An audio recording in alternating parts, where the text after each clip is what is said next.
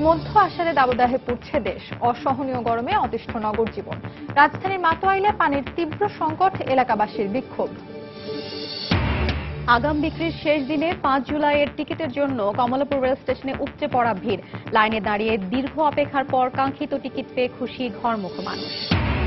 ঈদকে সামনে রেখে রাজধানীতে তৎপর অজ্ঞান পাটে। খপ্পরে পড়ে এক রাতে ঢাকা মেডিকেলে ভর্তি 6 জন। অপরিচিত কারো কাছ থেকে খাবার না খাওয়ার পরামর্শ। রাজধানী থেকে প্রতারক চক্রের 14 সদস্য আটক। চাকরির প্রলোভন দেখিয়ে 200 কোটি টাকা হাতে নিয়েছে চক্রটি। ব্রিফিং এ RAB. Pensaba en el vestuario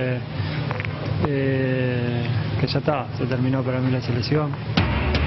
এবং আজ আন্তর্জাতিক ফুটবল থেকে অবসরের ঘোষণা খুদে জাদুকর লিওনেল মেসি।